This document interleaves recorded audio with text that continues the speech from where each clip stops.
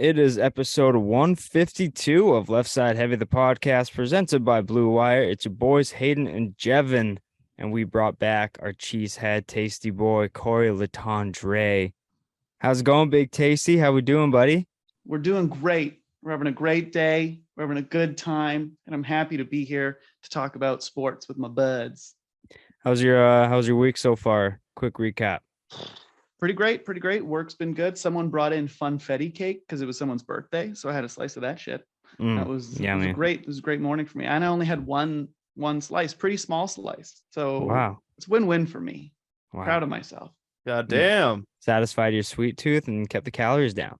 That's right. Did I shove the rest of it into my pockets for later? Yeah, but I only ate part of it now.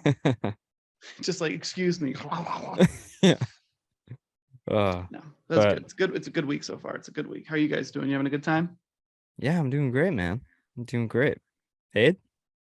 I went to the gym today. Ooh. 5 times, 10 days. Jev and I have a challenge where we each challenge ourselves for goals for the year. I challenged myself to lose 50 pounds because I'm a fat fuck. And I broke it up into quarters. So by like every quarter, you need to have a certain amount done. Jev chose being sober. I chose obviously losing weight. And I have to get to 12.5 pounds lost. And I'm at 9. Maybe after today, I'll be at like around 10. And I have 8 days left. So I've kind of taken a little bit chill for the first month. But I mean, you got to go Christmas, Valentine's Day, and all that shit. So I gave myself an excuse. But I'm going to Mexico on the 21st of April. So I gotta lock down this bod, gotta eat going by right. yourself? Oh yeah. I mean, don't really have anyone to get off at like the time that I want to get off at. And I just go to like the recreation center. Since I'm off early, no one's there. Yeah. And I did legs today. And I was like, you know what? I haven't done legs in a while. My squat, I'll put 35 on each side because I was able to do 260 at one point. I did 10 and I went to do my next set and I reached down for my water bottle and I was like, I just can't move. Oh, my legs ACLs. fucking hurt. Like my hammies inside are just, they are definitely overworked, but you know what? It's like I didn't work and underpaid. Honestly, fuck. I didn't think about it because I'd been doing like arms and back, obviously leg day, dreaded day, but I've been doing like arms, back, shoulders, whatever, and I haven't cramped yet. I haven't felt bad. And I'm like, why? But then I remembered, I'm like, I'm doing cabinet making. I'm lifting with my arms, not really a lot with my legs.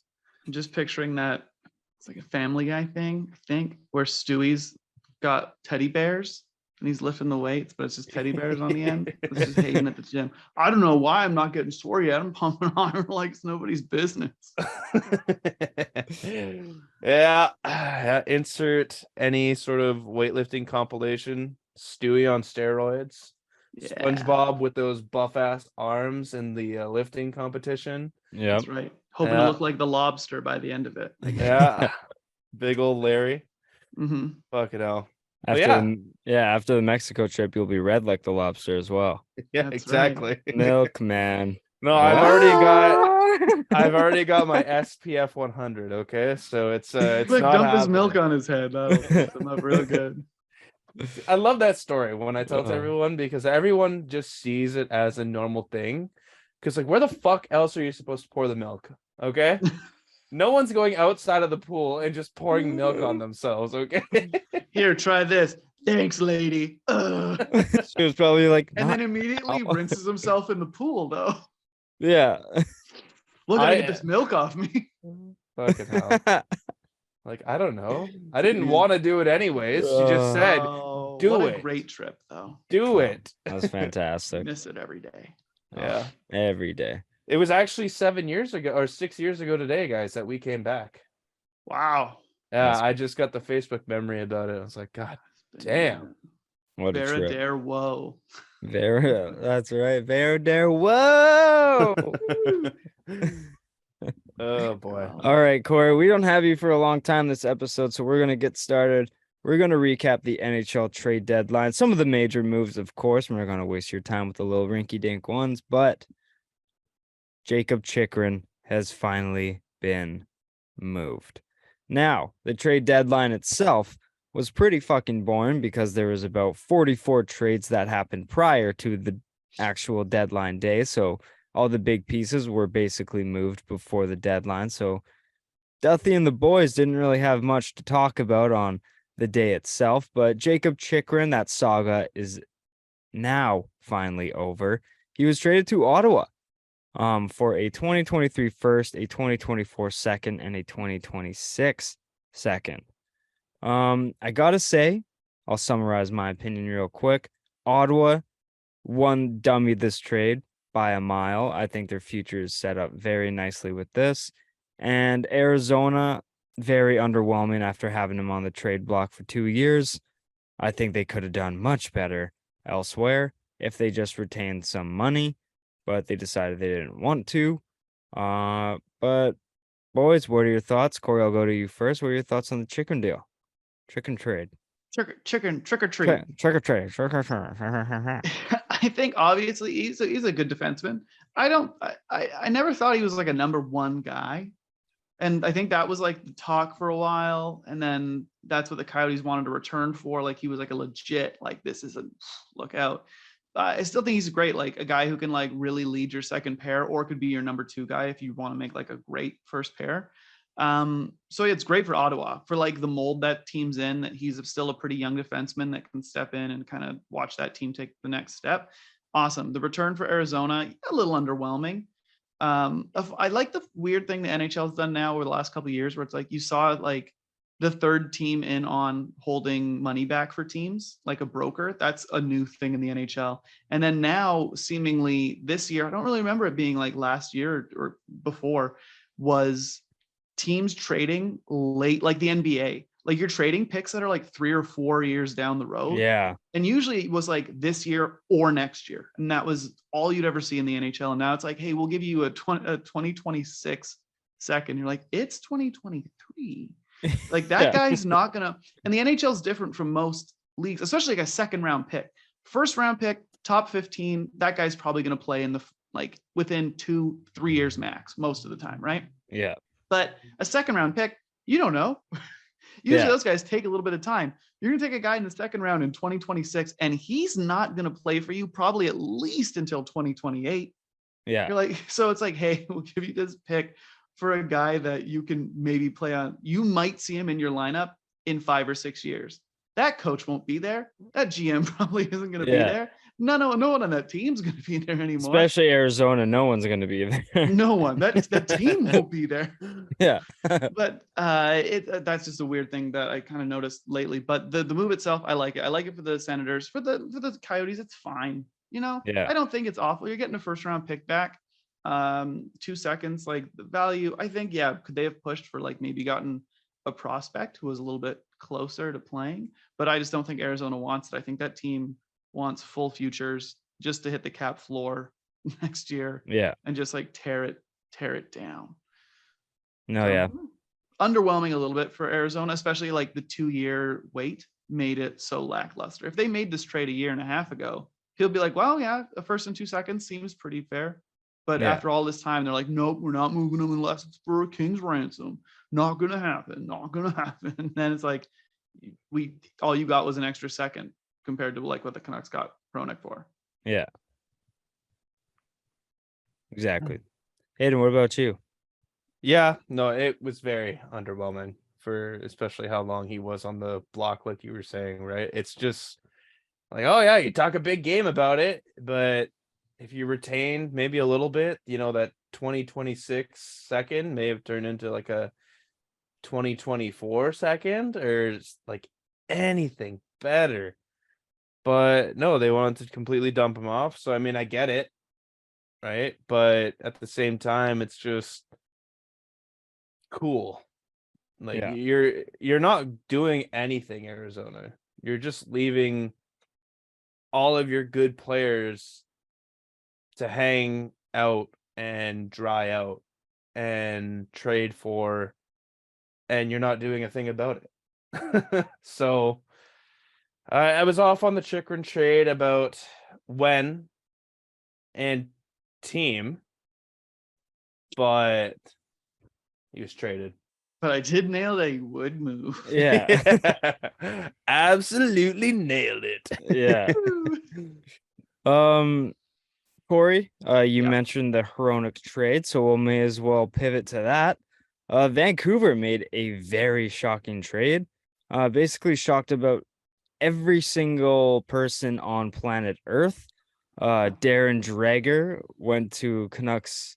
Even like Toronto media was talking about this trade. Um, a bunch of people like Darren Dreger, Friedman, the whole works, they were like, what? Okay. Like, I was very surprised this happened. Vancouver acquires 25-year-old defenseman Philip Hronek and a 2023 fourth-round pick from the Red Wings for a 2023 first. It's the New York Islanders conditional first that they got in the Horvat trade, and the Canucks 2023 second. Now, I had a lot to say about this. I was like, fire the whole fucking front office. Like, this is ridiculous. What are you guys doing? Right when you had us happy and like, yes, we're going in the right direction, you pull the fucking rug right out from under us and you go back to your old ways. It's so weird for a 27th place team to trade for a win now piece. I just think it's kind of weird.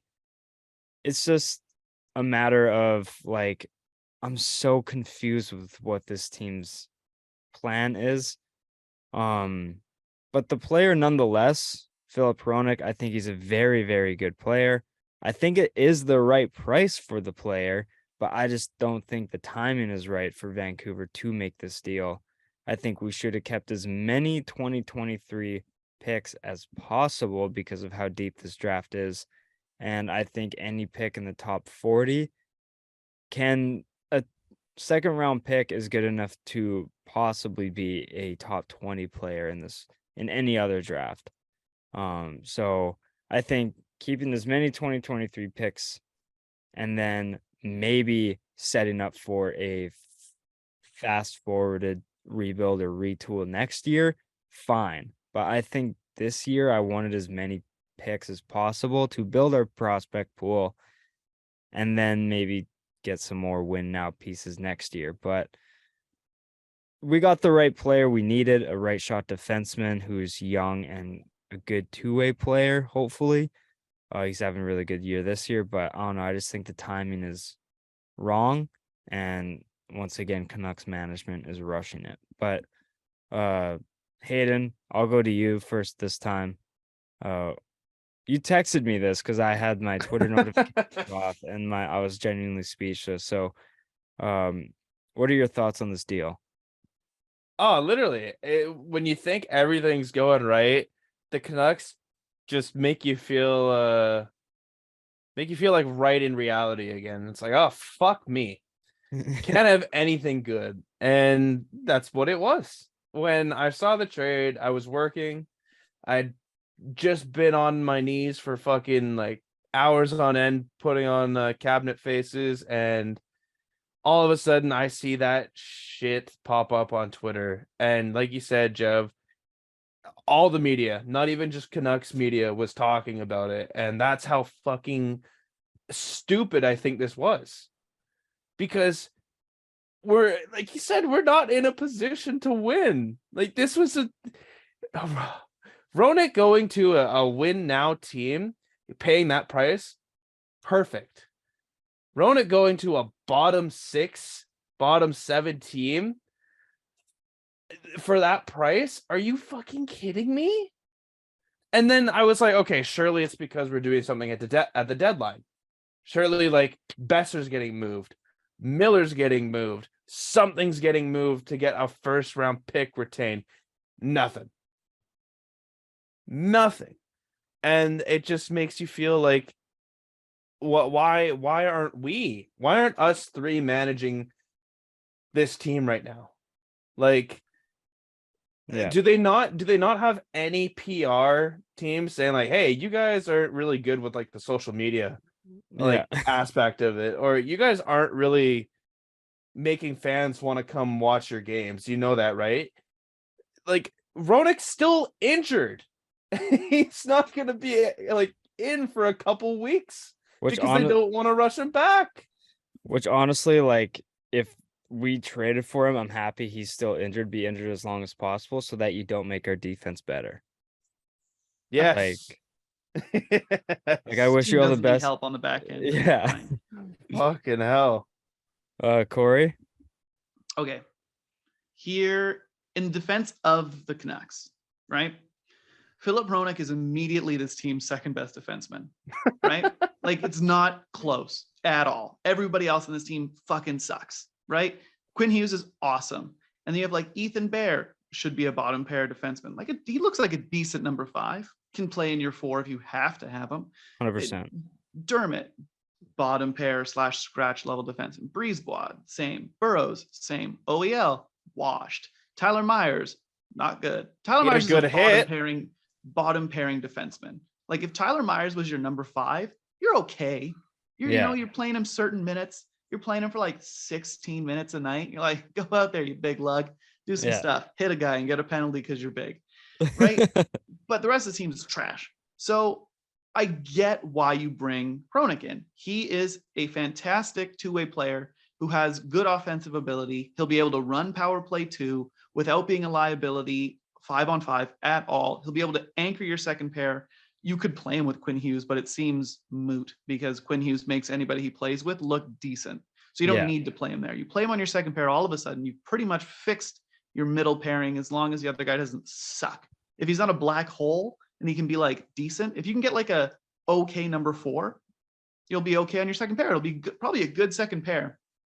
I think he's that quality kind of player. And I don't think he's necessarily a win now piece. He's 25. He's under club control neck. Like, he has 1 year left and he's under club control. He's going to cost the Canucks a lot.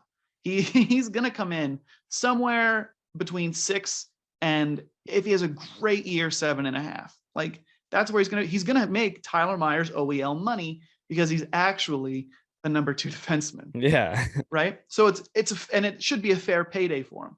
So he's not an upcoming UFA. He's not 29 years old. He's not a piece that pushes you like, we just needed this guy and then we're going to compete for the cup. He's not like a desperation ad like this team has added so many times over the last decade, right? He's not Louis Eriksson, right? It's not a guy that you're bringing in being like, come on. You're like, he's 30. Right? He's young. He's just entered his prime, especially for a defenseman, right? Like, these guys, 23-ish, 23, 24 is when they kind of really kick off. So you should have 4 to 5 great years left out of this guy. Maybe more if you can extend his career, whatever. After you get to 30, it's kind of a crapshoot. So I get it. The defense is the worst part of the Canucks. It's their now down the middle is not great because Miller's sort of at center, but the defense, everybody knows, right? This team, and I know we all want to rebuild, right? That's what we think would be best, right? But we're not running the team. The management has come in and said, no, we think that we can get this thing back on track 2 to 3 years. You're like, okay, if that's the angle this team wants to go with, then Philip Hronek is a great piece to bring in because he will make your team that much better next year. Now, they're over the cap for next, or they're $1 million under the cap or something next year. They have to clear out wingers because they have 100 of them. Yeah. So you're hoping that some guys can rebuild some value. So I get the move. Would I have preferred that they made this move in the offseason when you knew what that pick was going to be? Yes. Right. I don't like Yzerman's a great GM. So maybe he was telling them that like, hey, if you don't take him now, you're not going to get him. But that's stupid. He wouldn't be available at the trade deadline and then not before the draft. Like, no one's just going to take a guy off the shelf like that. Yeah. So the Canucks should have waited, I think, to make this move, or at least put a condition on the Islanders pick that says like, hey, if the Islanders defer their pick to next year, it becomes then Vancouver withholds the right to do a pick swap with their pick. So you'll either get Vancouver's 2024 or the Islanders 2024, whichever is lower or high, like the worst pick, right? Yeah. Like something, because that Islanders pick is a mystery box. A boat's a boat, but this pick could be anything. It Now could be a you're lottery pick in 2024. You don't know. Maybe the Islanders make the playoffs and it's the 22nd over, it ends up being 22nd overall, and then who cares, right? you're either hoping the Islanders to do really, really well or Yeah. to do really, really terrible and keep that first round pick this year and laying it over into the next But that's year. the thing. If they lay it over, right? If so the Islanders go, let's say the Islanders miss the playoffs and they have the 11th overall pick and they're like, we're keeping this pick. The 2024 pick is the one for next year. You're like, Yeah. okay, well, now that pick, who knows? Because if the Islanders bottom out because the average age on that team is like 30 fucking 2, like Bo Horvat's the second youngest player, I think, on that team, or at least for their forwards. It goes Barzal and then Horvat. Horvat's about to be 29 or 28. Like, he's not young. Yeah. So if that team falters and all of a sudden they miss the playoffs, let's say Ilya Sorokin gets hurt, right? They're hooped. So that team finishes with the 6th overall pick, wins the lottery next year. Now all of a sudden they get the 1st overall pick. How dumb do the Canucks look? Yeah. So dumb. Why they couldn't put a condition on that pick blows my mind. Like, it's stuff like that where I go, I don't have that much of a problem with them bringing Hronek in because it's such a huge instrumental need. And the Canucks have 0 defensive prospects coming up.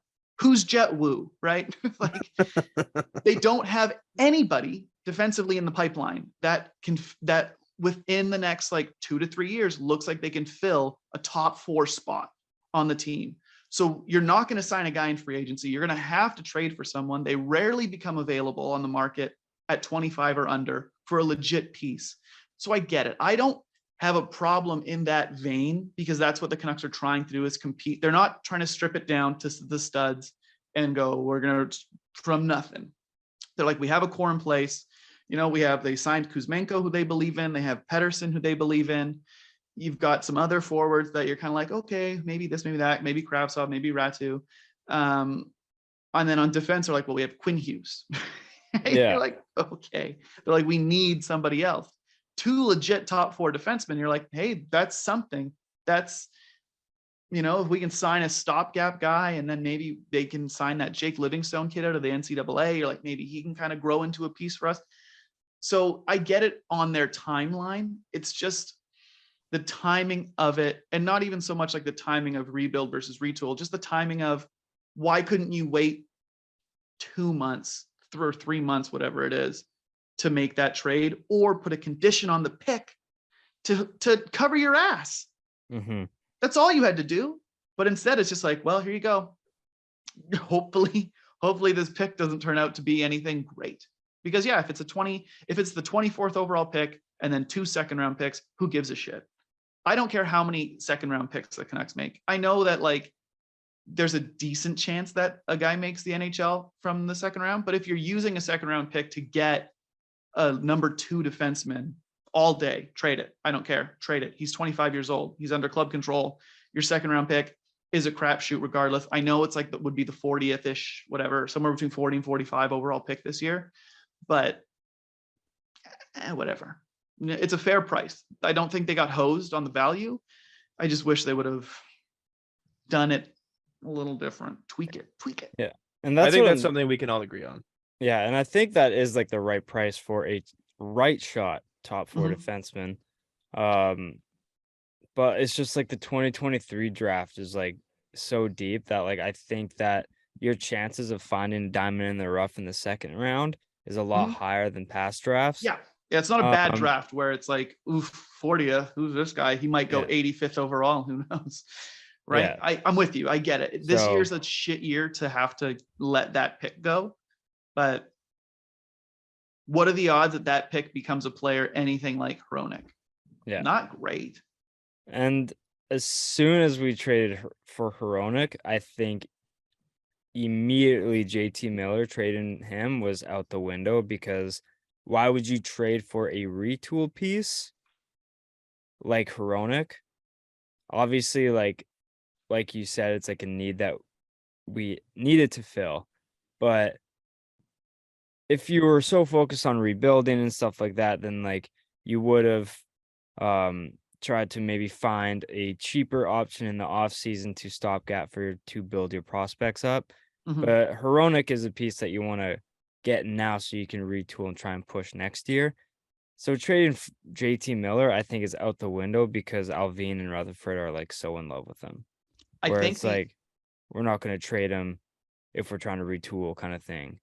So I think their focus for the deadline was like filter out as many wingers as we can to clear cap because we're at the we're limit there. once again. So I think that I don't think the Hronek move made them not trade Miller. I think they're like, if you look at the Canucks, what do the Canucks need the most? Or like they need at least one more top 4 defenseman, a number 3 center, and maybe a second line center. Like those are the 3 pieces they need, which are big pieces. yeah. If they don't move Miller by July 1st, because you can get off this contract. The guy is still an 80 to 90 point player, right? It's not even like the value of his contract for the first 3-4 years is legit. Like that's fair, right? So I think they can get off of him without retaining money if they want to, especially in the offseason when you have 31 other teams to deal with that would legitimately try to get him. If they don't move him, it must mean that Rutherford, Alvin, and Tocchet think that he legitimately can be their number 2 center. Because if he's not the long-term plan at number 2, you have to move him. Yeah. Because you cannot afford to have, with the way that the Canucks cap is currently set up, you can't afford to have him be an $8 million second line winger.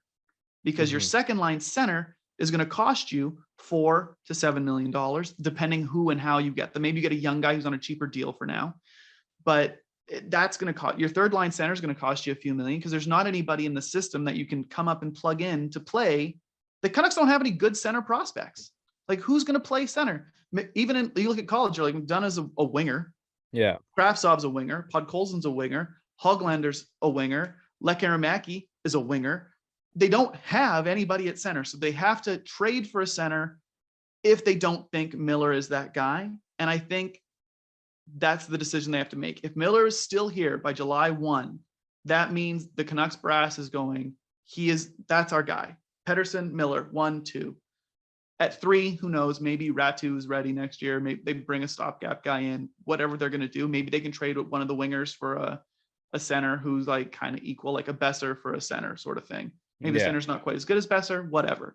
But I think that's the only way they keep him. If they go, he's not our guy first. If we don't want him to be a center, we don't think that's where he excels, I think they move him. Yeah. Because it's insane. It's insane if they keep him on the wing at $8 million when they already have Garland at 5, Besser at 6.5, Kuzmenko at 5.5. You're like, that's a lot. Pearson at 3.5 if he plays next year. It's just there's so much money they have to try and get off of. Mikheyev as well. Mikheyev at 4, almost 5, right? 4.75, I think. Yeah. So you have to move some money. If Miller isn't your guy at center, if that's the decision you make, you have to trade JT Miller because they cannot afford to keep him at 8 on the wing. Yeah. No, that's a fair point. That's a fair point, 100%. Lazar was a center, right? Yeah. Yep.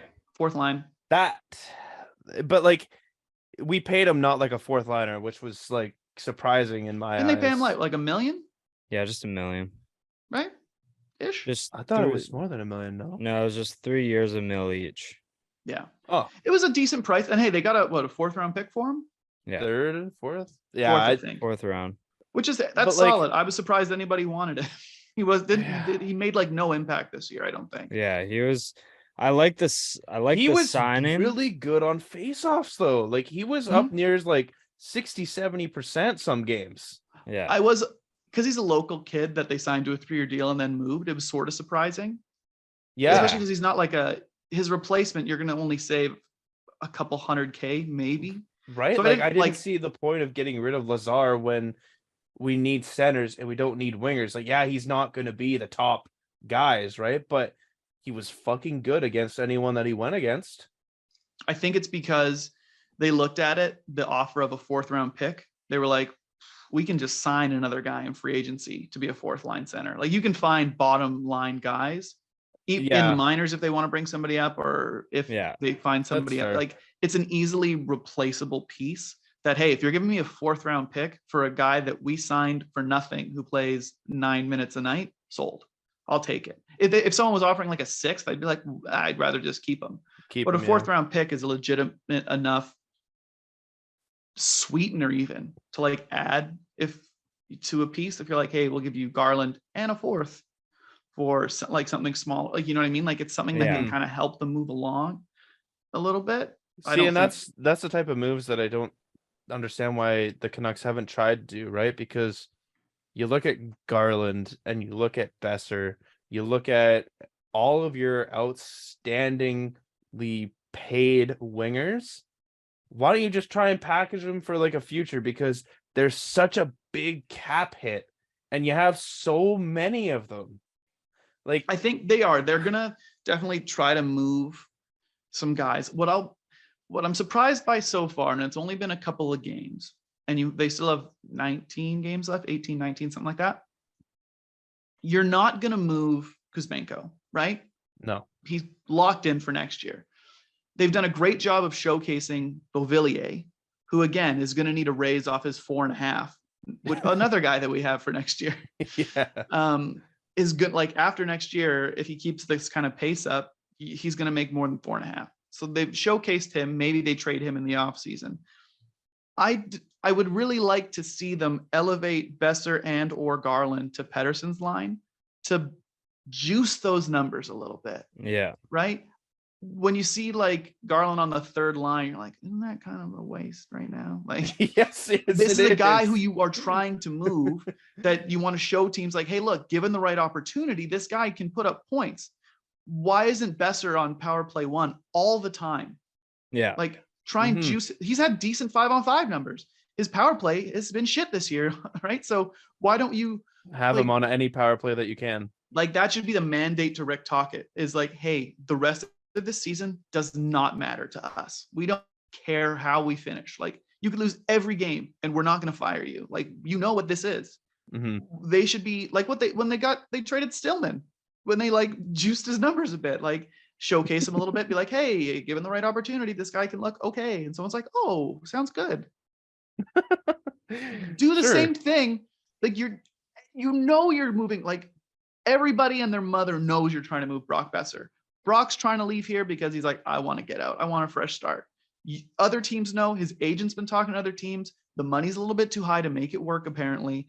So go out there and make the money look better. Yeah. Like, give him every opportunity to shine, to score, to put up the points, baby. Because when you don't, you're just shooting your own self in the fucking foot. Yeah, because right now we're in a position where we're going to have to retain money on that contract. But if you put him in positions to prove to other teams that he's back to his rookie self or whatever, then people are like, no, it's fine. We'll maybe lessen the deal slightly, but we won't make you retain money, kind of thing. Like that. It'll help the Canucks immensely. If they could get Besser to like look like how he looked like in his rookie season before all the injuries and stuff. Oh, if you had that Besser right now on this contract, the Canucks wouldn't even be trying to move him. No. Right? We want McDavid in return for him. A team would gladly take him at that money if you can show them, be like, no, he still has it. Our team is just shit. It's been shit for a few years. Like, he's just morally dejected at this point. Yeah. Like, he just needs a fresh start. And so it's stuff like that where I'm like, come on. Like, don't do this. Kuzmenko, is going to be here next year. See him, play him with anybody else. Who cares? Play him with Sheldon Dries and be like, can he perform without Pettersson? Let's find out. Because it doesn't matter how he looks to other teams. They're not going to trade him. Yeah, he plays 100%. Too well with Pettersson. He's that guy's number 2 guy. Like, that's pair on the first line. So drop him for the rest of the season to the fucking 3rd line. and try Kravtsov, try Podkolzin, try Besser, try Garland, move all these pieces up and be like, let's see how it works. Give them all 5 straight games with Pettersson. Why not? Yeah. Why not? No, Yeah. 100%. I agree. We're gonna get moving to another very polarizing trade that went down. It was subject to maybe some controversy and made some noise in the market, but the LA Kings trade Jonathan Quick, a 2023 conditional first round pick and a 2024 third round pick to the Columbus Blue Jackets for Gavrikov and Jonas Korpisalo. Jonathan Quick was obviously very, very offended by this. He was disappointed in the Kings for treating him like this and kind of disrespecting him and all that and what he's done for the team. So then he basically said, I'm not fucking going. And then Columbus was like, all right, we'll trade you to Vegas for Aiden Hutchinson and a 2025 7th round pick. So Jonathan Quick is now a Vegas Golden Knight after his very short stint in Columbus.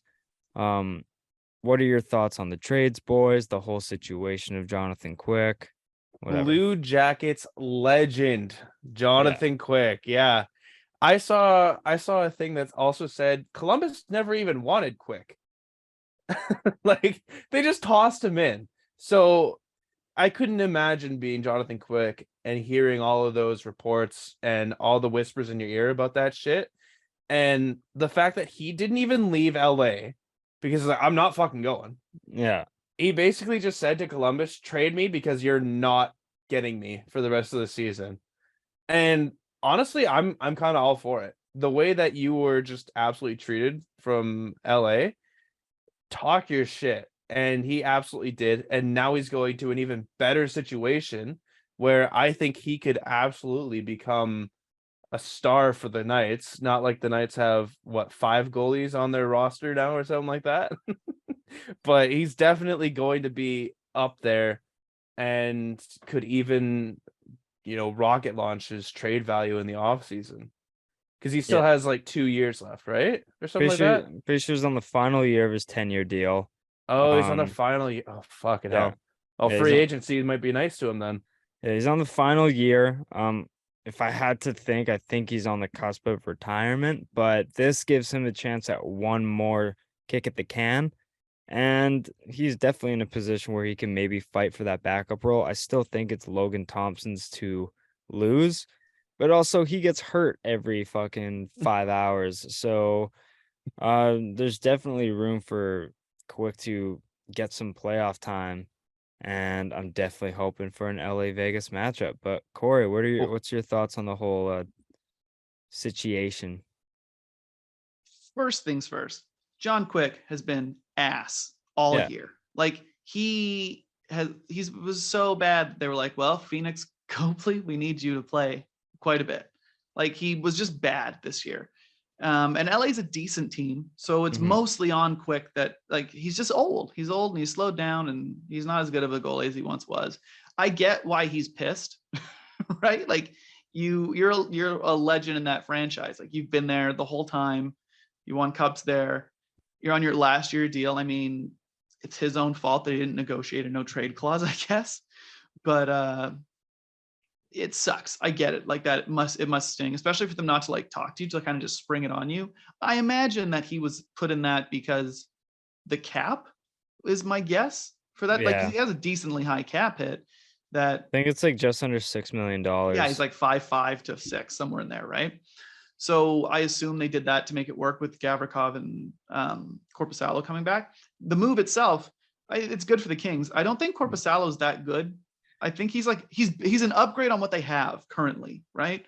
But I don't think he's like a world beat or anything. But the Kings are so desperate to hold on to all their prospects, it feels like, that they wouldn't like take a bigger swing for a better goalie, aka Thatcher Demko, right? Like if they went to the Canucks and were like, we'll give you Byfield and to like a solid defensive prospect and a first, would be like maybe the Canucks would do it.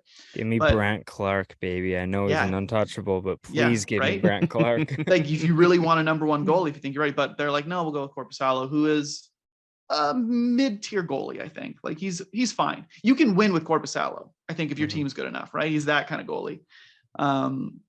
He's the Trent Dilfer of goalies. You know, it's like if the rest of the team is good, he won't fuck it up for you. So I like that. Gavrikov's a decent kind of middle-ish pairing D-man. I don't think Gavrikov's that good. I didn't get the whole hype around him. I think he's just decent. I heard a lot of people call him like a bootleg Slavin. Just he's bigger and he controls the neutral zone very well. So he like his gap control is really good and all that, and he's very good shut down, but he's not going to impress you with points. Yeah, so, like he's fine. This is why the like, I mean, for a starting goalie and a top 4 defenseman, you gave up a 1st round pick and a 3rd round pick. That's not a lot. That means like the market softened. Either way, the best part about this trade is that Quick ended up in Vegas, right? Because they're starting Adin Hill right now, who's looked pretty good as the fourth goalie they've started this year. Because Leonard's out, so that was your 1. Then Brassard went out, he was your 2. Thompson's out, he was your 3. I think Adin Hill's their 4. There might be another guy missing. 3rd goalie they've played because Leonard didn't even play this year. But like was supposed to play. You know what I mean? Like organizationally, he was your 1. And then now you bring in Quick, who has a shot to, like, while Thompson's out, take over the starter's reins. If he played decent in his first game. I watched the highlights and the goals against, and they weren't bad goals. So yeah, maybe I'm praying for a 1st round matchup, Kings and Knights, and that Quick has to start because Thompson's still hurt or plays badly or something. Like it's game 7 and Quick has to come in and he shuts the door and the Knights beat the Kings in game 7. I think it would be fantastic. It'd be hilarious. But yeah, it sucks for the player. At the end of the day, you know, that's the business, right? Business. If you don't have a clause in your contract to stop a trade and they're like, well, you've been bad. So what do you want us to hold on to you and we can't make this trade because you used to be good and we're trying to like not hurt your feelings for 2 months. You know what I mean? Yeah. So I get it. It sucks though, but the ultimate thing will be, in fact, that John Quick gets to, we'll call him John Wick, and he'll come back and the queue is silent. Yeah. It's very, very, very soft. Very soft. Yeah. No, but I think like LA, I understand from both sides, like Quick side of like being frustrated, but like LA he needs to improve his team. LA needs to improve, and Korpisalo is a very good, solid goalie. On top of their game, everyone on top of their game, I think I kind of relate their goaltending to maybe a Toronto type where like there's no real 1A, but like they're both 2 like decent goalies who can maybe share the net to a few rounds kind of thing. But there's no real like Shesterkin or like Georgiev, like Vasilevsky. There's no like solid number 1. How dare you put Georgiev in that sentence? I'm just thinking with Colorado and like stuff like that. He's a fine goalie. He's not that good. It's like Korpisalo. But did you say he's worse than Korpisalo? I said he's like Korpisalo. They're in the same tier to me. I think he might be a tier above Korpisalo. I think Georgiev might be a little bit. Maybe he he plays in Colorado. Georgiev is like the B, and like the start of the B tier, and like Korpisalo is like kind of like at the end of the B tier, or near end of B, top of C. Yeah, but nonetheless, useless argument we're having. Argument is useless. We're gonna go to another one. Boston just keeps adding to their team. The greatest team in NHL history. They acquired Tyler Bertuzzi from the Detroit Red Wings for a 2024 first, 2025 fourth. That's fucking huge. Just UFA. Fucking unbelievable. Bertuzzi is coming. He scored 30 goals last year. He isn't obviously playing up to that this He year. was hurt for a while. I think, right? Yeah, he was playing with some injuries and up and down performances kind of thing. But I mean, in a limited role in Boston, it's like, holy shit. Well, they're obviously going all in, but this move just makes their team more playoff ready, which is scary. 0 weaknesses in any part of that lineup. Yeah. Like there's not a single, you can't look at that roster and there's no like, well, maybe I would, you know what I mean? Like All 3 tiers can score. Yep. Like they can roll out Offense, defense, goalie. That's right. That's my Yeah. baby. Linus Ullmark, everybody. That's 100 points for me. That was 100 points for that goal. God damn. That's right. Yeah. It's rare, and that's why it's so valuable. But Bertuzzi going to play, I don't know, on it the second or third line somewhere in their top. I don't think they know exactly where they're going to put him yet. I think they're just going to try and see what works. But amazing. The Orlov move, so good. I know. Like, I don't know how you like the NHL, the Stanley Cup's the hardest trophy to win in pro sports. To go through the rounds you have to do in hockey is insane. Mhm. So anything could happen. I get it. Right. But going into the playoffs, how do you pick any other team to win the cup, or even like to get to the Stanley Cup final? Like out of the East, who you can maybe say Tampa because experience and blah, blah, blah, blah, blah. But like, Tampa would have to have Vasilevsky stand on his head. The Rangers would have to have Shesterkin stand on his head. The Leafs would have to have Matt Murray. I was going to say the Leafs have to just Ilya outscore them Samsonov? somehow. Right. Yeah. So it's that thing of just, man, I love it. I love that they were like, screw it. We know that Bergeron and Krejci might not come back next year. They're old. We're crushing it this year. We're on a record-setting pace. Let's just Already push set records. it all in and just say, let's do it. Let's go for it. And I love it. I love it. I don't even hate the Bruins anymore because so much time has passed. There's no one left from the Canucks that was on that team. The only people left from the Bruins is Marchand, and I don't even hate him anymore. Now he's just funny most of the time. I love him on Twitter. He's ripping into people. Yeah, he's hilarious. Being a sassy little bitch constantly. It's hilarious. He's still good. Bergeron's like, I never hated him. Class act all the way through. Krejci minds his own business and just puts up points. And everybody else isn't on that team anymore. I've never heard one word out of that guy's mouth, Krejci. Couldn't tell you what he sounds like. Yeah. The I don't think he's ever done an interview. No, never. The biggest shit talker was Chara, and he's not even there anymore, obviously. That big dumb fuck's dead or something. Probably soon. His body's too big to live a long life. Jesus Christ. No, that guy's 100%. a fitness freak, though. I don't care. Crazy. He's dead within 10 years for sure. Those old We like to say in this part of the podcast, we do not condone anything Cory Letendre says about Zdeno Chara. I didn't say I wish he was dead. I said he will be dead because his body's too big. You look at Andre the Giant, died so young, way bigger than Chara, obviously. But when you get those big freaks, they die early. Your body's too big. And the professional sports, his joints, his bones, his body hates him. See, you said he's a liar and a bad guy. You say you haven't wished he died. Yeah. But you also say you don't hope that he lives. So I don't care if he dies. I don't know him. What are you talking about? I don't care if most people die. Wishing ill or like hoping that stuff happens. I'm not actively wishing for his demise. I'm just saying I think it'll happen sooner than later, and I won't lose any sleep over it. That's like calling the Queen death. I mean, she obviously was 107 years old. Sure. Yeah. Yeah, I could have told you that she would die soon too. And that again, it would not matter to me. Hot take. Fair enough. Take. You die soon. What do you guys think about King Charles though? I think that's the pod we need to be doing. Oh, that everyone declined to go to is like his sweet little coronation. Yeah. Mm-hmm.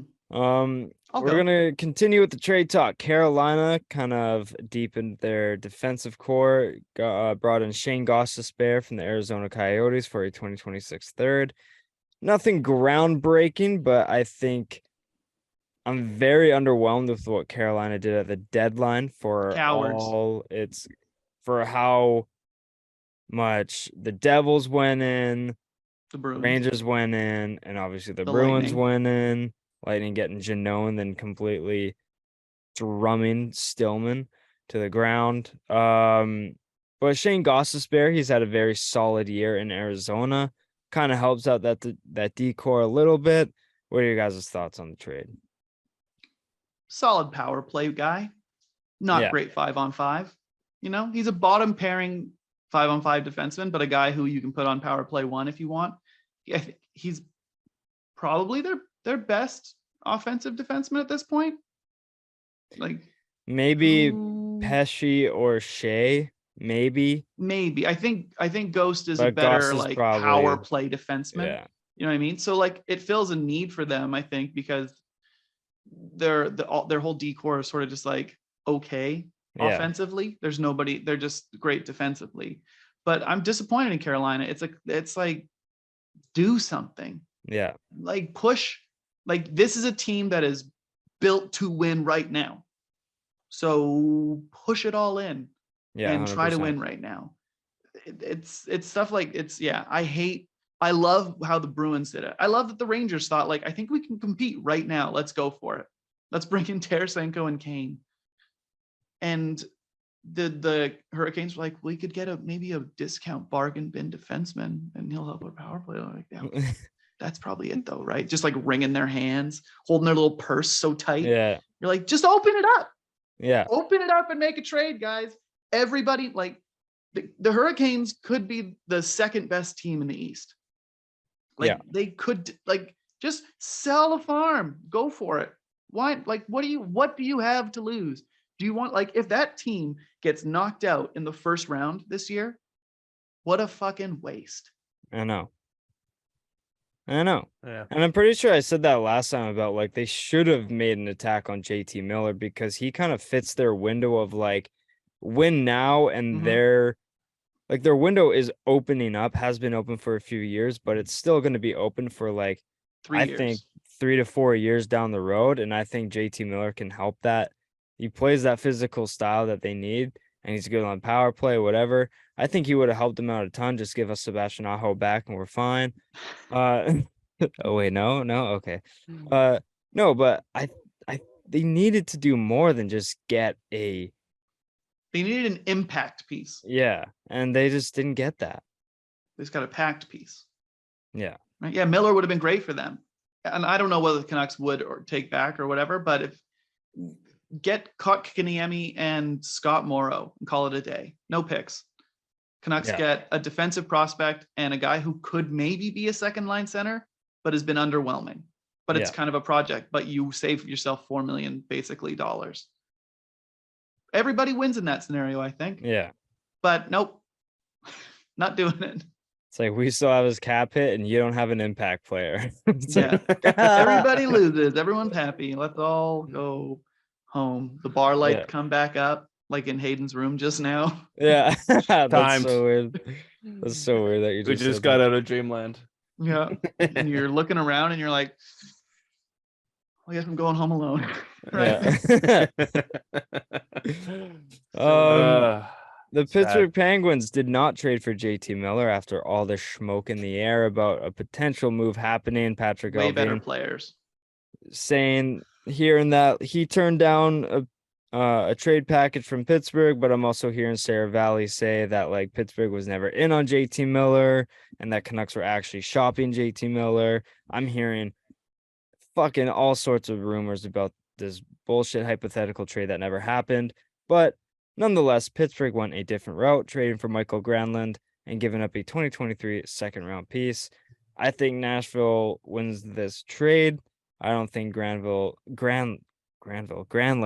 is anything groundbreaking. Granville's not that great either. Yeah, true. I don't think Granlund's gonna necessarily reopen that window for Pittsburgh. I just think it's kind of a blood trade, but Nashville comes out on the better end because they pointed themselves in a direction and went fucking balls to the wall with it, acquiring picks, giving up on aging players, just like players that like not going to be a part of their new future. He's 28, right? 29. But Granlund, Yeah. I was thinking like Ekholm and all that, and like they're aging, like Past Niederreiter. 25. Yeah, so I like this trade for Nashville. What do you guys think? I think it's good. You can't really find a fault, so to say, but it's just a solid trade. I like what Nashville did at the deadline because that was a team that looked at itself and said they've been trying to compete for the last like 6 years and it just hasn't worked. They're kind of that middling, maybe they're a bubble team and nobody like, why would you want to be a bubble team? So they looked and they said, these are our big guys here. Let's get rid of them. Let's keep some youth. Let's get some picks. Let's kind of rebuild this thing on the fly. They still have some like older in their prime kind of players, right? UC Saros, you've got Ryan Johansson, you've got Matt Duchene, you've got Roman Josi. So they're not going to go full rebuild, but you can always find a 28, 29, 30-year-old on the market or from a team if you want. Like it's not pieces that are in short supply. So I love what they did. I don't understand. I think Pittsburgh got left with their pants around their ankles a little bit. We're probably in on some pieces trying to get some players and then had to settle for Nick Bonino and Mikael Granlund. Yeah. And who's the defenseman they brought in? I know they gave up McGinn, but I can't remember. They brought in 3 pieces, and the defenseman they brought in was also not good. Like it was another older, like why would you bring him in? I can't remember. Either way, it was all very like just moves that you look at and you're like, this is not what is going to push the Penguins over the edge, you know? Yeah, because it's just sort of. Because I also thought that Pittsburgh worked for JT Miller. If they really wanted to kind of get one last shot at it, Miller can kind of Dmitry Kulikov. That's what it was. Yeah. I think JT Miller could have worked with Pitt because you can kind 100%. of slide him anywhere and he can maybe help with Crosby, Malkin, whatever. And if you want to put Malcolm with Crosby for a bit, you could slide Miller to the center spot if you need him for a little bit. But you could put him on the wing with one of those guys. 100%. I'm with you. The Penguins are a team that you obviously are like, you're in full win now mode. You re-signed Letang. You have Crosby who's still performing. Malkin's still performing, but they're old. So you're like, well, let's try and win one this year or next year. And then when we're going to have to tear, that team's going to suck for a long time, right? Like it's going to take them at least 5 years to get back into any sort of relevancy once Crosby loses a step or retires, and Letang, right? And then Malcolm. You have 3 guys that are all 35 years old, you know.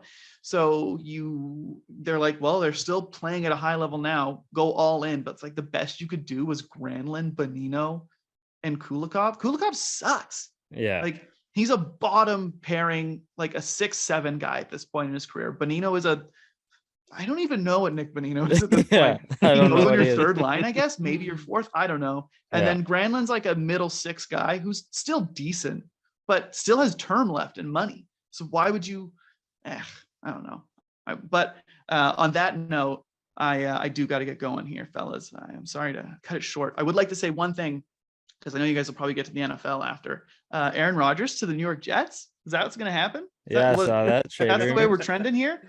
I think Aaron Rodgers on the Jets is a better situation than when Brett Favre went to the Jets. I love that that's how this is all going to unfold, by the way, that it's like a mirrored fucking path, just parallel roads for Favre and Rodgers. But I think that the wide receivers in New York have so much potential, and they're not just all rookies, which will be a plus for him. Like Garrett Wilson's legit. And depends who else they keep on that team and who would have to come back in a trade. I don't know what the Packers want, whatever, blah, blah, blah, blah, blah. Great. Breece Hall, fantastic running back. The O-line, good enough, right? Spend a little bit, do some stuff. If you trade for Rodgers, let's kind of buff that up a little bit. And their defense is solid too. They play in a tough division, but I think that's a decent spot for Rodgers. And I don't think he's going to come back to the Packers. And I'm excited for what Jordan Love can do for my franchise going forward. Zach Wilson, because he might come back in the trade. I don't want Zach Wilson trying to sleep with my coach's wife. You would definitely cuck Lafleur. That's a fact. Oh yeah, I could see Lafleur Lafleur's being a so big handsome, cut though. guy. Yeah. Too Which is handsome. exactly No, why too he handsome would to be be a Yeah. cut guy. He's Yeah. not Rob Ryan or whatever. Yeah. Lafleur's like, oh, whatever, have her. I'll find a new one. Yeah, he's kissing himself in the mirror. He's a pretty boy. Holy fuck. Cory, thanks for coming on, buddy. That's much appreciated for your limited time. Cory _ Letendre or whatever That's on all me. platforms. Whoop, Perfect. whoop. Thank Find you so me. much. Call me, beat me if you want to reach me. Yeah. Nailed it. Kim Possible, everybody. Have a Say nice time. Say hi to Del from the Left Side Heavy Boys. Bye, Fact. Bellas. Love you. Yeah. Love you. Deuce. All right. Took a while Hey. for him to end the call. Yeah, no, seriously, it's like very awkward. I got a couple more things I want to point out on the Canucks end. Alrighty. First of all, that Toronto Maple Leafs game, holy shit. We talked about it for a little bit, but I know we need to lose. I know we need to tank, but if there's ever one game to fuck that all up, beating the Leafs is a good what's the word? Exchange, I guess. Good sacrifice. I don't know. But there was a lot of monumental moments in that game. 2 shorthanded goals on the same fucking power play. Pettersson giving JT Miller a goal, JT Miller giving Pettersson a goal, and then absolutely eating the post for dinner. It was a solid, very exciting game to watch. What was going through your bloodstreams when watching that game, or at least following it? I mean, to start the day, fantasy wise, I was already winning my matchup, so my whole thought was Not a big deal. yeah, not a big deal. But my whole thought process going into it was like, damn, it's the Leafs.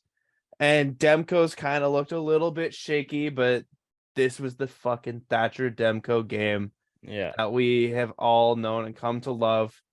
Unfortunately didn't play him. Picked up Jordan Binnington, who unfortunately got me 4 points, and Demko got me 20.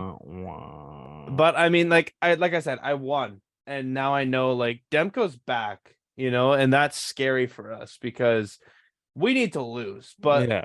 like you said, there's ever a game to win. It's against the Leafs. Fuck Toronto. And yeah, when you can watch your players perform and it have to all just come in motion and unison, you're like, maybe a retool works. Yeah. But then at the same time, you're like, this isn't a retool. This is just fucked. Like, I know. we were playing with house money. We gave it all on the table, and it was a great game. Yeah, it was fantastic. Ryan Weird to O'Reilly. have it at 4 p.m. in the Pacific, though. Oh no, you got to cater to Toronto media and fans and stuff like that. It's I'm not, Fucking stupid. Yeah, it's always at 4 o'clock. It's kind of fucking bullshit, but whatever. It is what it is. It's fine. Canucks beat the Predators 5-4 in a shootout the following game. Actually, wait, what I was saying, Ryan O'Reilly broke his finger. He's on the LTIR. Shitty. He blocked a Austin Matthews shot against the Canucks. A little friendly fire there. Broke his finger, had surgery today. He's going to be out 4 to 6 weeks. He'll be back before playoffs. Very tough go for the boy there. But next game, Canucks beat Nashville in a shootout 4-3. This one was the very memorable, monumental game for a couple Canucks players. Tyler Myers, the big old fucking giraffe that can't stay on his feet. He clipped the 900 game milestone. Congratulations to Mizey and Elias Pettersson with an absolute fucking snipe show. It was more snipe than a snipe. With that goal, he became the second fastest Canuck to 300 points in franchise history, doing it in 306 games. I didn't even know he was that close to a point per game in his career since being drafted. He is the first to 300 points from the 2017 draft class. Not a big deal. But Artur Silovs, as we were kind of texting earlier, that guy's slowly coming into his own as an NHL goalie. He's looking quick. I don't know what it is with Vancouver and finding these diamond in the rough goalies, but we somehow do it all the time. Or at least we get our hopes up for about half a season, bring them up to the roster, and then they suck ass.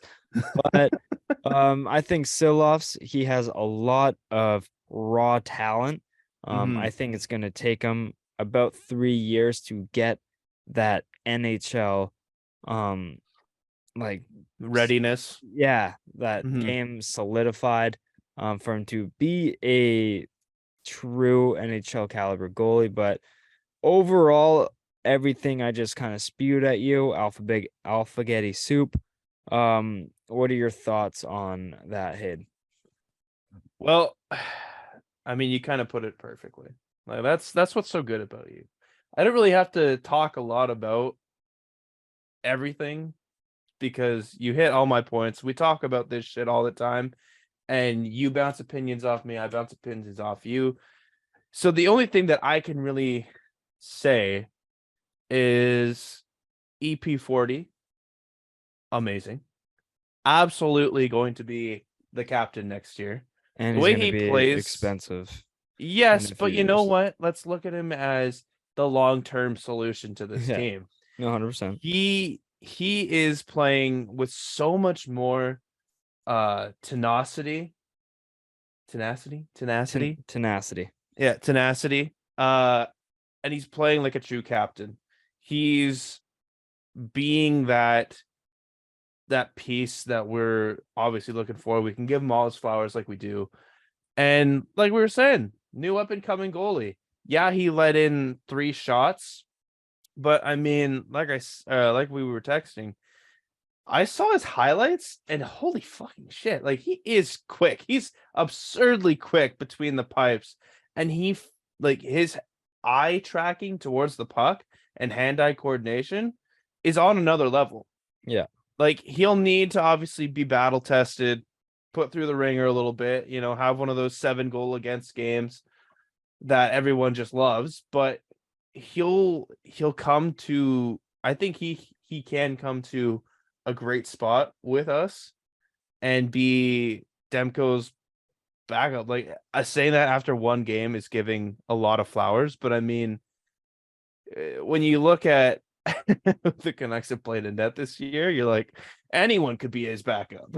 Oh yeah. So I'm surprised I wasn't called up to the fucking team with the goalies we had. Fucking hell. It's like, oh, what's Jevon the Fave doing? Did he ever play goalie? Yeah, he played goalie in like street hockey. Mini hockey. Yeah. Yeah, put me behind a 2 foot by 2 foot net. I'll show you what I can do. All right. No, absolutely. No, yeah. So that's a little bit on the tidbits on the Canucks. Not much happened around the league. But we'll Crosby scored an OT winner for you, by the way. Oh, let's go. Off of a beautiful play. I just saw a highlight of it, so let me see the all stat line. Oh yeah, Kyrie assists, have him on my bench naturally. yeah. Jay Theodore scored for me too. Okay, Evgeny Malkin 3 assists. Is that good? I don't know. Sidney Crosby goal and 2 assists. How are you? Oh my god. Jay Gensel, that's a goal as well. Dylan Cousins goal, Braden Point assist. The boys had a decent day today. Could have been worse. Could have been better. Yeah, I had Brandon Hagel finally get an assist for me on my bench. As you know, I was like, I think Couture will have a better game than him. Yeah. Meanwhile, Couture's in the negative. Yeah. I sat Val Nichushkin for Evgeny Malkin, and Nichushkin has 2 assists after the first. Big risk, though. He's playing Colorado's playing San Jose. It is a risk. Like, I was like, Colorado's playing San Jose, but like, if anyone's gonna lay a stinker on my team, it's gonna be Nichushkin. He's like kind of caps out at 2 points, whatever. Malkin's playing Columbus. I'm gonna risk it. So far right now, not paying He was off. pretty good. Jari should get that overtime. Oh no, he got fucking yanked. Yeah. Jesus, Tristan Jari, you sieve. Yeah, I think he allowed like 3 goals on 8 shots or something like that. Try 4. Oh. Yeah. Yeah. Yikes. Kicking the fucking dick. But all right, enough about my fantasy team. Dude, I'm ice cold right now in Yeah, you fantasy. are. I've lost like 5 out of my last 6 weeks. Yeah, it's been pretty brutal for you. It has not been smooth sailing for your boy. But hopefully we can get back on the W train. Well, But it's fun because every time you lose, Duncan does as well. So that's yo, couldn't have the said it fact better that myself. the fact that Brendan's like just crushed him. Yeah. It's like the thing is though, is like Duncan I played Brendan, and Brendan's one of the losses that I'm talking about. Brendan absolutely man handled me. Yep. And then the next week, I look, he has 215 points by Sunday. I'm like, bro, where the fuck was that? And like, mind you, that same week is when I clipped 500 points. Like, my team is just like, my team had a day in it. My team had a week. Like, they were on fire. The next week, flatline. I just Yeah, do bad. nothing. Then following week, I'm playing Duncan. I score the second most points that week. Duncan scores the most. I'm like, bro, come on. It just happens. The next week, Duncan has like 300 points by Sunday, and I have like 350. And then I lose by 100, and Kiana just has an absolute week as well. Like, I'm just getting brutal matchups where it's like a team Absolutely. just goes off for no fucking reason, and my team's just like out for a Sunday skate, and I'm like, so frustrating, man. Fantasy, bro. Love it. It's honestly like a thing where it's like the top half of points should get a point, bottom half shouldn't, because matchup base is so frustrating because you can't play defense in fantasy. It's only offense. Yeah. It's Well, I mean, you can, right? We have block shots. no, yeah, Yeah. but like, the thing is like there's nothing you can do about it. It's That's like true. draft a better team and sit the right players. Yeah, but you can't look into the like. I'll play Crosby over Kyrie all day, but if Crosby gets -2 and Kyrie gets a hat trick, it's like, well, fuck. No one in the right mind would like. It's fantasy, man. Everyone listening, if you play fantasy, you understand. But Exactly. Hayden, let's kick it over to you. For some NFL updates. Yes, people, NFL updates. The NFL has been going banana lands the past 5 days. And something big in Hayden's life has happened, and I can't really put a finger on it, but we're gonna talk about it now. So Hayden, take it away with some NFL updates. Some NFL updates. You said that perfectly because we have. Hold on, let me just fucking pull it up. Okay, and I'm losing it. Yeah, there it is. Okay. I'm losing it. Boom. So, last couple of fucking days have kind of been a little bit crazy for the NFL. Free agency hasn't started officially, but teams are expected to sign terms agreed, yada yada, whatever you want to call it. And roster cuts. So we'll start off. We'll save the very good news for last for me, if you want to call it that. The Seahawks signed Geno Smith. 3 years, $105 million, 35 average. I think this just shows Seahawks got their guy. And after last year, I mean, you'd kind of really be dumb to not pay Geno. Even if he is a stopgap, getting him at 35 average after all of the quarterback deals that have been done, I would take Geno Smith for that little like period. Maybe draft a quarterback, this year with the 9th or whatever they have from Denver. So, Jeff, what do you feel about Geno? I think it's I think it's the right price and fair price for a player like Gino. He led the league in completion percentage. He was fourth in passing touchdowns with 40, and with on a team that had little to no expectations last year and carried Yep. them to a playoff. He won comeback player of the year. He made the Pro Bowl roster without filling in for a replacement. He legit made that team. Mm-hmm. Say what you want about the NFC QBs, but he still made that team over the likes of Tom Brady and etc. Geno Smith fully fucking deserved this contract. And if I'm a Seahawks fan, I'm really happy because a guy like Geno Smith being your guy after that season, Seahawks again, they're not going to have that much expectations going into next year. They're still probably not going to be in a position where we're going to push all in. Like, they're a team that was like the New Jersey Devils. It's like we're just going to ride this high, see how we finish, and then maybe reassess in the offseason. And I think signing Geno Smith to this contract is very fair. Mm-hmm. And I really like the deal for both sides. I think this just shows in a direction of where the Seahawks are going to go in the draft. Probably a lot of defense and offensive line, something that they'd never give Russell Wilson because fuck, fuck him. But I like it. I like the move. You got to be happy, like you said, if you are a Seahawks fan.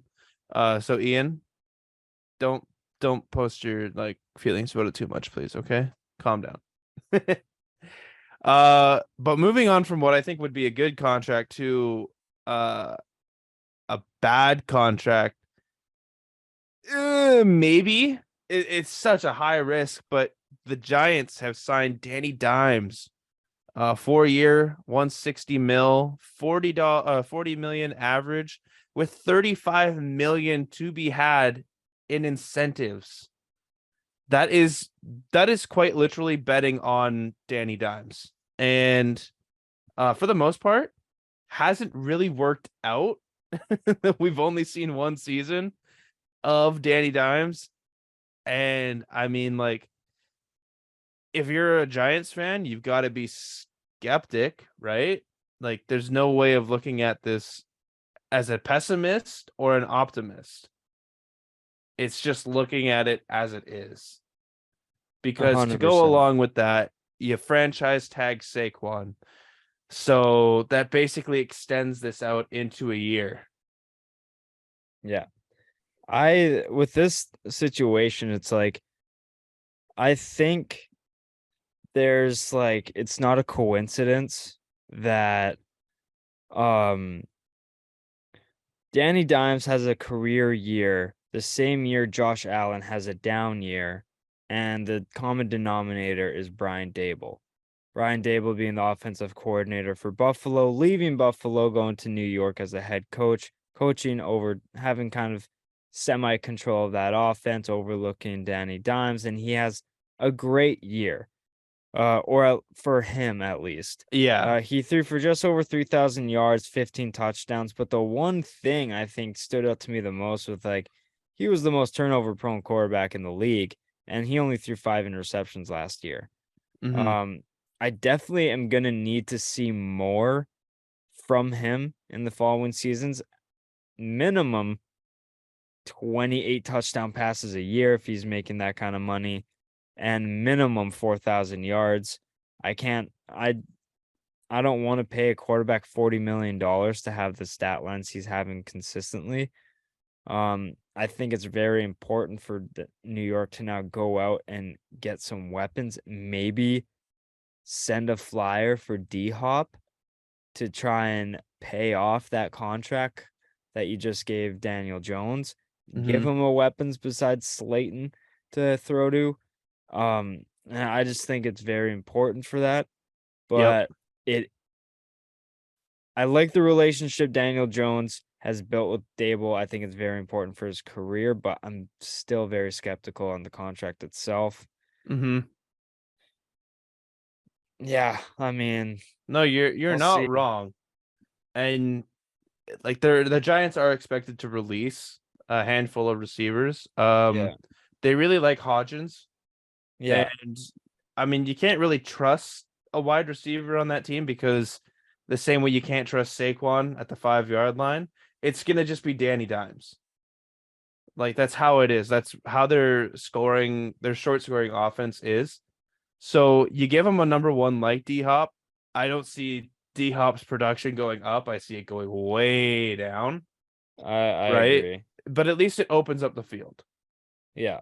So with that, we move on to a big franchise tag. But not a franchise tag, so to say, more or less for Baltimore.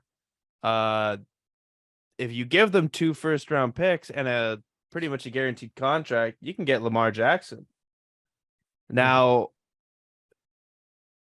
the Ravens are obviously playing so much hardball, and there's a lot of talk and chatter going around that owners are pissed giving a quarterback like Deshaun Watson a fully guaranteed contract, which, I mean, I I would hate to give a fully guaranteed contract as well, because if he shits the bed, he shits the bed, and you're stuck with the bag.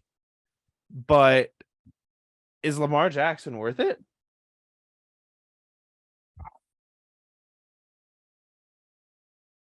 People will say yes because he won an MVP, but there's a difference between won an MVP and he's an MVP quarterback. Um, like, uh, I don't know. It's like I don't think he's worth a fully guaranteed contract. It's such a risk because of the type of offense he plays in. It's not very obviously sought around in the whole NHL or NFL to be that play style. So it's going to be hard to see what other team he could go on and really be that big of a part in an offense, because we haven't seen his passing game, you know? And it's also like he hasn't been the most healthy over the past couple of years. Like, why would you want to give a $270 million contract to a quarterback that there's a decent chance he only plays 10 to 13 games in a season out of 17? It's like, Yep. I don't want to do that. And for a guy who already has a skeptical passing game, say what you want about the receivers. I've eaten my words about saying Lamar's overrated because of his passing game, whatever. He's shown to me that a lot of his receivers have fucked him over. But also it's still like some of his quarterback discipline is lost sometimes. Yep. And it's a huge risk paying a quarterback like that, right? Oh, absolutely. It's like giving life insurance to a stunt double. It's like, it's like, I don't know if I want to give a fully guaranteed contract to a guy who clips 1,000 yards of rushing every year, because there's a decent chance he tears his ACL, sprains an ankle, whatever. And obviously those can happen to anyone. Yeah, it's just unfortunate timings that could So happen. I don't really like the idea of fully guaranteed contracts. Patrick Mahomes didn't get a fully guaranteed contract. Then that should tell you something. And just because Lamar Jackson's like, well, Deshaun got one, I want one. Well, it doesn't mean Deshaun Watson earned a full guaranteed contract as well. Browns are fucking idiots. Yeah, So, the Browns organization is fucking stupid. Which is why I respect the Ravens doing what they did and giving him a non-exclusive tag as opposed to a franchise tag. Giving the option of Lamar to shop himself to other teams, and then they can maybe take 2 first-round picks, kind of like an offer sheet style. Exactly. Which I like the play the Ravens did. Exactly. Yeah. So obviously with that, we'll have to see where Lamar Jackson goes. But the surprising part is a lot of teams that you'd think would be in on Lamar Jackson are suddenly pulling away. Maybe because the Ravens are basically saying, yeah, he wants a fully guaranteed contract and isn't going to take anything out of it. And if that's the way he's going to play, and a lot of these owners aren't fucking idiots, they're going to realize, like, yeah, we're not gonna pay you that. Plus, you don't have an agent, so you're working on your own lines here, which is a lot harder to do. So he's Yeah. gonna be a Baltimore Raven this year. I can probably be like 95% sure, unless the Jets don't get Rodgers and they're like, fuck it. Robert Saleh is the truth. Zach Wilson. See you later.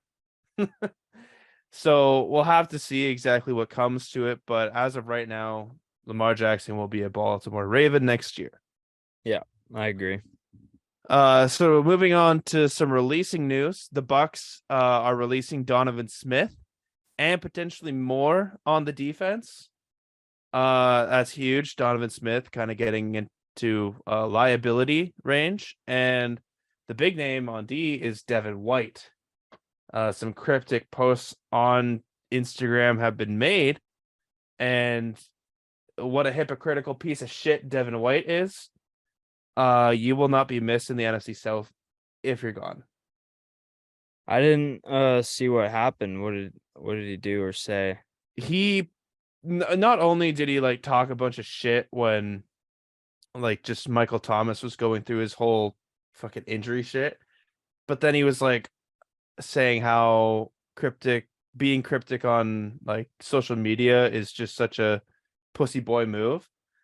And then he goes on and posts a picture of him basically saying like peace out Tampa or peace out Florida. And it's like, well, what could that mean? You know Yeah. what I mean? Unless he's working out or doing stuff, it's just the crypticness of it. And that's what like just sets a lot of people off, because it's like, man, you clowned so many people for doing this, and now you're doing it. Just crazy. Oh, also Bucks released Leonard Fournette. Yeah, I kind of understand that. He's kind of slowing down and didn't really show much last year. Yep, Rashad White season, baby. Yeah, I think Rashad White looked a lot more electrifying, and I think it's Absolutely. just the Bucks need to turn a new leaf. I think they're going about this the right way. Yep. Release, trade as many pieces as you can, and just blow Makes me this thing think up. that Mike Evans might be gone or Chris Godwin might be gone. Yeah, Yeah. So they're probably gonna eat it for a year, but at least that's the direction that they're going. yeah, And it's showing like, yeah, we're gonna try and get as much out of this as we can, because we know that next year, maybe going for Caleb Williams will be the play, and in which case I will be absolutely infuriated. yeah. But at least it's one more season of beating the Bucks. So fuck, I'm really on my NHL shit right now. Yeah, seriously. Dolphins have released Byron Jones. Wow. That surprises me. That surprised me as well, because I don't think they should have done that. Yeah, I don't think it was on the smarter part to do that for sure. And now it's a big question of like, Byron Jones is going to be a huge name in free agency. Yeah. So that will be interesting. The Chiefs are expected to release Frank Clark and Orlando Brown. Yeah, that's I guess it's just like you need to change a certain percent of your roster each year. I think it's getting to a point of age and money, guaranteed money, needing to make a decision. I think they can probably find feasible assets to replace them for cheaper. Frank Clark will be easy. Orlando Brown won't be easy. No, it won't be easy for sure, but yeah, I think it just money is huge. Maybe they release him, re-sign him for cheaper or whatever. I don't know the case. But yeah, I kind of understand maybe splitting up with them. Not so much surprised about Frank Clark, but maybe a little bit about Orlando Brown. But yeah, they can't come to a deal. Yeah, I'd say top 10 tackle in the league. Yeah. So might want to protect Mahomes. The Titans are expected to move on from King Henry. What is going on in Tennessee? I like this move. I like it too, but I kind of knew that it was coming. Although it could be coming after they released Taylor Lewan, because it just kind of shows that their window's closed.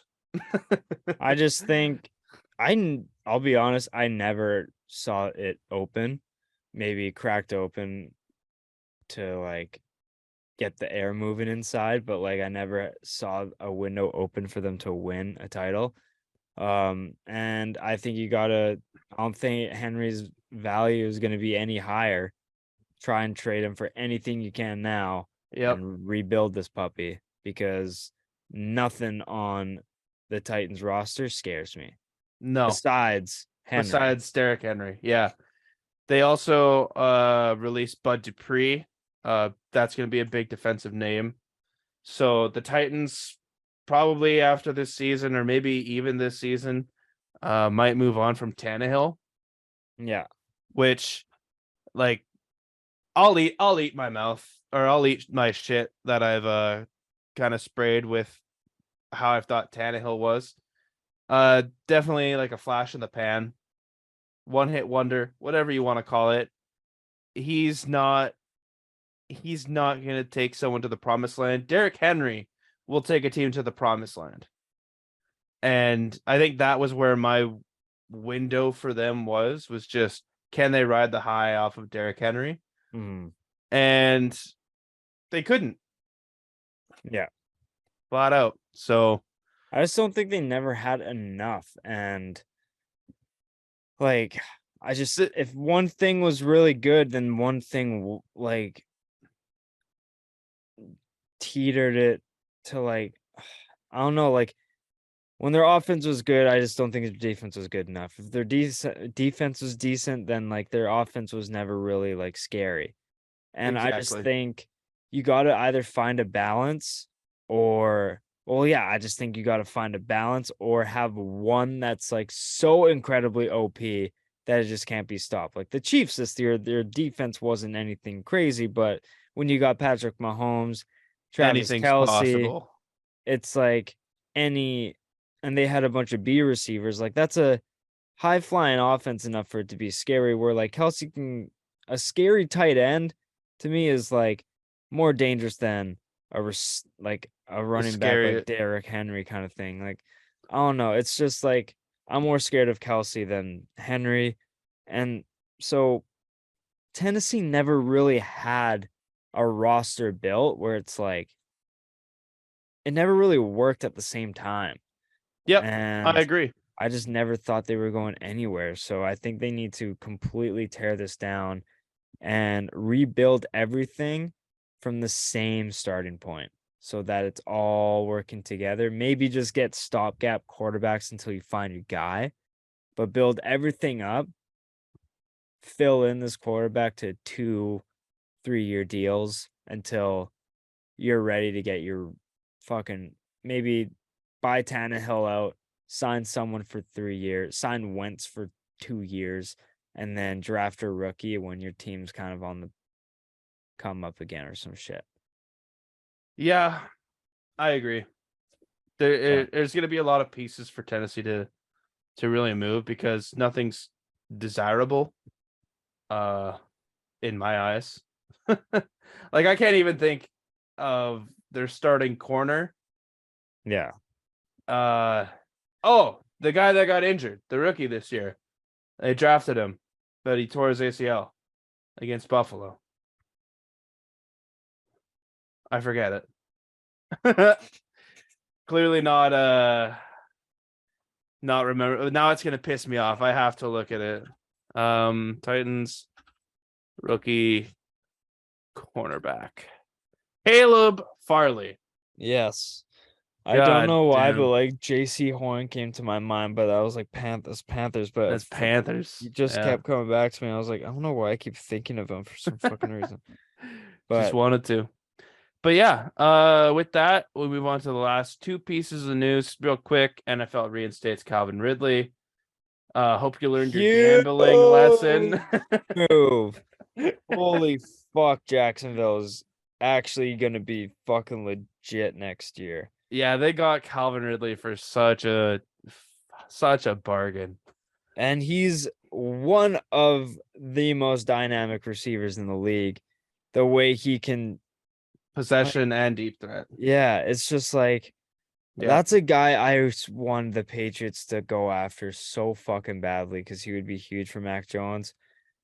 Man, the way Christian Kirk has turned the narrative around from like a huge overpayment to like almost a fucking bargain with the way he Underpay, plays. yeah. It's like you got Kirk, and now you got fucking Calvin Ridley on the other side. And now you have all this flexibility to see like, yo, Trevor Lawrence is coming to his own with Doug Peterson coaching him. Mm-hmm.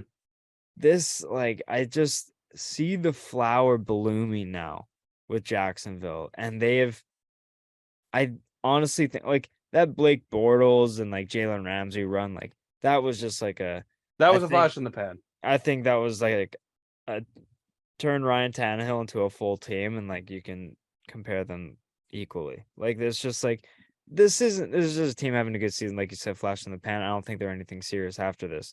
I honestly think this Jacksonville's new era, building something. is building. Oh yeah. What's he cooking in there? Like that's Jacksonville, you know? It's like this team is gonna be very exciting, and yeah, Brock Smeltzer has a legit hard on right now. Oh, absolutely. They're definitely gonna win the AFC South next year. And yeah, like that's by like an easy margin. Oh, it's gonna be a huge disappointment if they don't. Yeah, I agree. But now moving on to the news where I don't know how I feel. The Saints are most likely gonna move on from famous Jameis. I put in parentheses after sad. Hall of Famer Jameis Winston. Let me just rewrite the tape on that. I said Hall of Famer with Sean Payton. It's literally in my notes. So Donald, every time he says that, it's like I'll give him his $20 but at the same time, like, what was the bet? I said that Jameis Winston could be a top 5 quarterback with Sean Payton. Okay. I still believe that.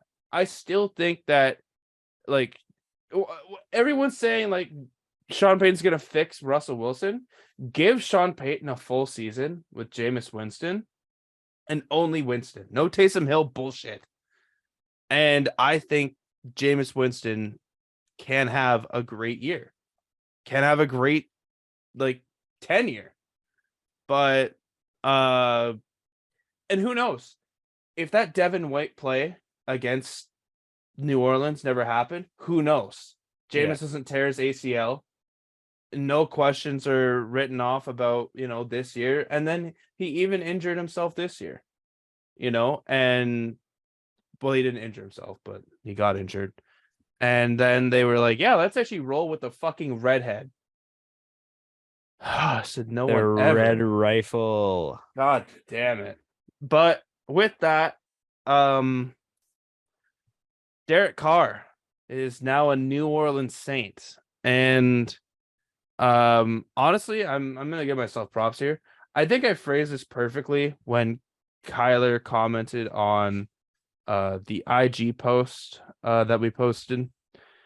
Mm-hmm. I don't think Derek Carr is the answer, but I don't think he's gonna be the reason we lose games. He's never had a top 20 defense. He has 20th. He's never had a top 19 defense or better. The Saints defense has been top 10 the past 4 years, and nothing's changing. Like Demario Davis was restructured. Cam Jordan was restructured. Tyrann Mathieu is a thing. Marshawn Lattimore, all the rookie cornerbacks. And then Caden Ellis was like a big no name that turned into a name last year. And Pete Werner. Like there's so many names on the defense that can be so good. Defensive line, other than Jordan's, a little bit shaky. But you give Derek Carr a 4-year contract, 150 mil, 100 mil guaranteed. I love that. Seeing as where the quarterbacks have been paid, the fact that we got Carr underneath Danny Dimes, I think right then and there is a steal. Yeah, that's crazy. That's crazy. For the same amount of term, too. Yeah. And like this move, it seems like this was the right move because Michael Thomas, right after that happened, he said thank you, Jesus, on Twitter. So I think he's happy about it. Yeah. And I think he's willing to restructure his contract now, which means that he'll probably be getting paid, I don't know, 10 mil a year now. And you got to, after what you've done for New Orleans. And last thing I'll say, Derek Carr's birthday. Out of all the days in the world, can you guess when is Derek Carr's birthday? Out of all the days. Out of all the days. And I'm only bringing this up because it's such a prominent day. Especially for Saints fans. Is it like the day the pass interference happened or some shit? It's March 28th. Think about it. What number of the month is March? 4? Third. 3rd. 28-3. Oh yeah, that's right. It's destiny. It's absolutely destiny. And yeah, a quarterback coming off of some down years with 2 boys and 1 girl. I don't know if you know this fairy tale, but that was Drew Brees 20 years ago. So I'm not saying Derek Carr is going to be the next Drew Brees, but I mean, You are saying. you can almost spell Drew with Derek, and like, come on, Carr, Brees. There's too many similarities. Yeah. No, the only really big question now is Alvin Kamara, which I guess I can bring up as well. His court date is July. July 31st. Yeah, right in the middle of training camp, so perfectly right when everything looks like it's going to be fine. He'll be sentenced to 2 years in Nevada prison. So, yeah. But what do you think about the sign? I think it's like it's for $100 million guaranteed. It's still like a risk with how he finished his stint in Vegas. But I think a fresh start can really help a lot with him. He had to deal with a lot of bullshit in Vegas, Mm-hmm. trying to keep that team's morale high and everything. And it must have been mentally exhausting for him and like draining. So I think this new start in New Orleans, I mean, now that he's hopping into a fucking Alvin Kamara hotspot, but it's not as prominent and like dwindling as what he had to deal with in Vegas with Gruden, Ruggs, etc. Yep. So I think this can really do a lot for him. And if you can just like solidify that wide receiving group just a little bit, make sure Thomas is like actually gonna fucking come back and like commit to being on this team, and then maybe adding just some more depth pieces here and there. I think it can really do a lot for you guys, and I think you can really not just like win the South, but like solidify yourself as a playoff contender. Because I think Carr can be a quarterback to at least drive a team to that title. I don't know about winning a Super Bowl, but at least drive the team to A playoff spot. a playoff spot and like compete in the playoffs to maybe find themselves in the deeper rounds. I think so too.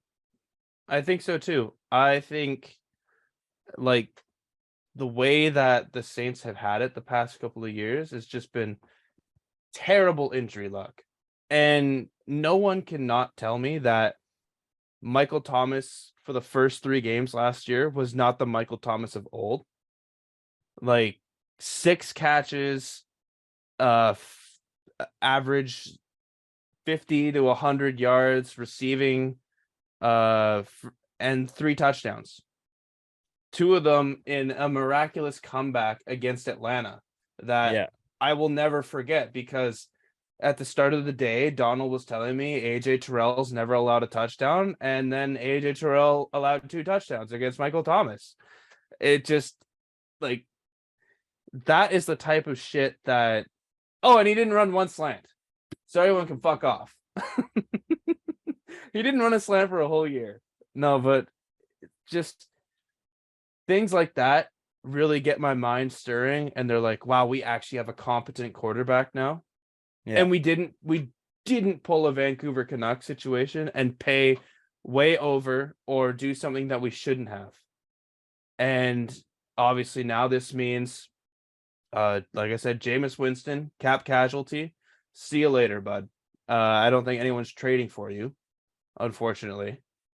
Or else maybe Tampa. But yeah, I'm excited. And also the first round of the draft. If we get Bijan Robinson, that's sick. Yeah, it'd be dope. Or we get like the Tennessee or Texas running back, who I've seen lately of just he's so shifty. People are saying he's the second best running back in this draft, and the way that it's going, obviously not a lot of people are drafting running backs. So yeah, there's now a whole lot of upside to this year. Yeah. Derek Carr immediately became the best quarterback in his division. Yeah.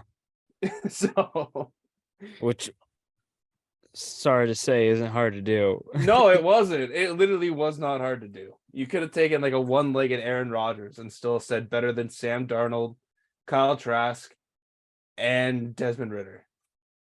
Yeah. So, No. yeah, Yeah, 100%. Is that all you got?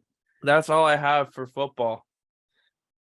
And I think that's everything I got to say. Very excited in sports right now. Getting close to playoff hockey in the NHL. Got about 18 games left until probably one of the more exciting starts of the NHL playoffs we'll see in a while with the way the Eastern Conference is built. NFL, there's a lot of moving pieces. And reports came out. Tom Brady denied all the rumors of him coming back. So he will not be involved in the whole QB carousel that happens every single year. But lots of franchise tags. Will Lamar go? I think a lot of those answers will be a lot of those questions will be answered. So it's gonna be exciting. But next week, the season officially starts. Yeah. And as we've learned over the years, there's no real NFL off season because there's always something happening, always something to talk about. But Hayd, where can the people find you? We're gonna check out of episode 151. At Haydn_Barton on Instagram and Twitter, and on TikTok at HBart13. You can follow me on Instagram at Jevon.Lefave, on Twitter at JevonLefave. Make sure you guys follow the show Left Side Heavy _ on Instagram, Twitter, and TikTok. Like all the posts, tweets, whatever. It really helps grow the show. Share, tell your friends about us. We'd really much appreciate it. Subscribe to the YouTube Left Side Heavy. That would be awesome. But hey, great episode. Absolutely. We will see you guys next time. Peace.